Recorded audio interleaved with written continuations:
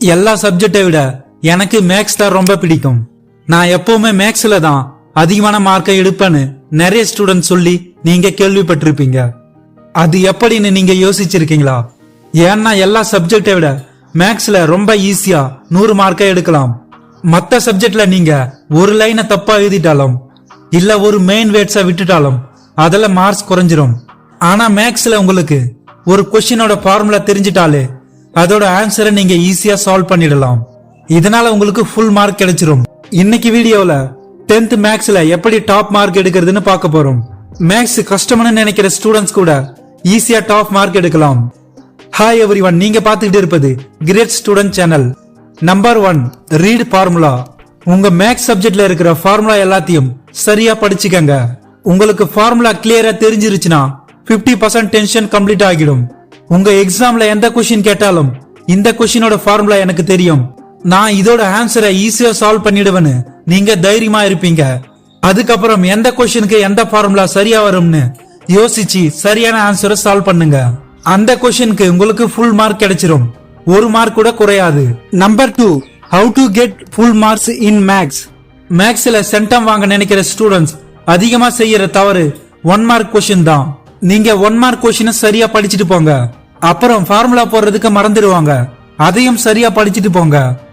Units எழுத மறக்கிறது, கிராஃபில் scale எழுத மறக்கிறது, அண்ட் ஜாமெட்ரி எழுதும் போது அதோட நீளத்தை எடுத்து கீழே எழுத மாட்டாங்க, அதை மறந்துடுவாங்க.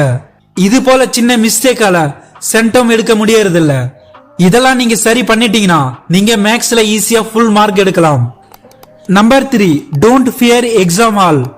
நீங்க எக்ஸாம் ஹாலுக்குள்ள போனதும் பயப்படக்கூடாது. எந்த டென்ஷனும் இல்லாம கொஸ்டினை பொறுமையா ரீட் பண்ணுங்க. நீங்க பயந்துட்டீங்கன்னா உங்களுக்கு தெரிஞ்ச கொஸ்டினோட ஆன்சரையும் மறந்துடுவீங்க, உங்களுக்கு தெரிஞ்ச ஃபார்முலாவையும் மறந்துடுவீங்க. அதனால நீங்க கான்பிடன்ஸா இருக்கணும். உங்களுக்கு தெரிஞ்ச கொஸ்டினோட ஆன்சரை சால்வ் பண்ணுங்க. அதுக்கப்புறம் லாஸ்ட்ல தெரியாத கொஸ்டினை அட்டெண்ட் பண்ணுங்க. தெரியாத கொஸ்டின்ல எத்தனை ஸ்டெப் தெரியுமோ அதை எழுதிட்டு வாங்க. உங்க போர்டு எக்ஸாம்ல ஒவ்வொரு ஸ்டெப்புக்கும் மார்க் இருக்கு. நீங்க ஒரு ஸ்டெப் எழுதினாலும் அதுக்கு மார்க் கிடைக்கும். இது போர்டு எக்ஸாம் ரூல்ஸ்ல இருக்கு. நீங்க ஃபார்முலா மட்டும் எழுதினா அதுக்கும் மார்க் கிடைக்கும். இதனால நீங்க பயப்படாம எக்ஸாம் அட்டெண்ட் பண்ணுங்க. பயந்தா கண்டிப்பா உங்களோட மார்க்ஸ் குறையும். Number 4, change mind set. நீங்க எந்த ஒரு வேலையை செய்யும் போது அந்த வேலை கஷ்டம்னு உங்க மைண்ட் செட்டை மாத்திட்டீங்கன்னா அது எப்பவுமே உங்களுக்கு கஷ்டமா தான் இருக்கும். அதை எப்பவுமே நீங்க கம்ப்ளீட் பண்ண முடியாது. அதுவே அந்த வேலையை செய்யறதுக்கு உங்களுக்கு 10 லட்சம் கொடுக்கறேன்னு சொன்னா நீங்க அதை இன்ட்ரெஸ்டா செய்வீங்க. அது எவ்வளவு பெரிய கஷ்டமான வேலையா இருந்தாலும், ஏன்னா உங்களுக்கு இப்ப இன்ட்ரெஸ்ட் வந்துடும், உங்களோட மைண்ட் செட் மாறிடும். மேக்ஸ்ல இன்ட்ரெஸ்ட் வந்துருச்சுன்னா மத்த சப்ஜெக்டை விட மேக்ஸ் தான் ரொம்ப ஈஸின்னு நீங்களே சொல்லுவீங்க.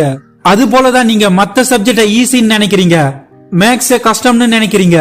மேக்ஸ்ல ஃபார்முலா அண்ட் கான்செப்டை மட்டும் தெரிஞ்சுக்கிட்டா உங்களுக்கு ஃபுல் மார்க் கிடைச்சிரும்.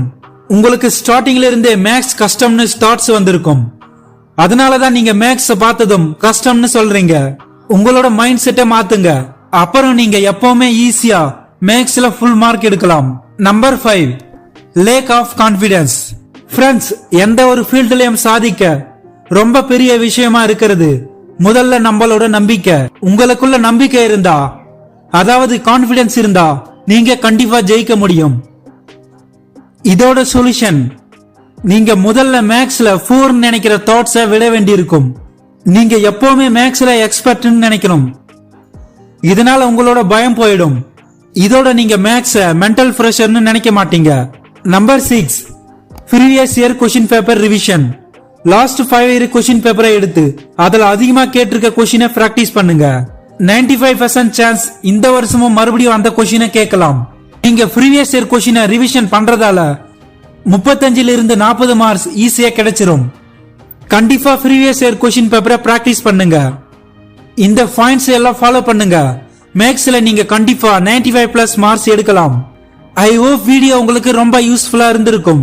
வீடியோவுக்கு ஒரு லைக் கொடுத்துருங்க. நீங்க கிரேட் ஸ்டூடெண்ட்ஸா வரணும்னா நம்ம கிரேட் ஸ்டூடெண்ட் சேனலை சப்ஸ்கிரைப் பண்ணிக்கங்க. All the best your exams.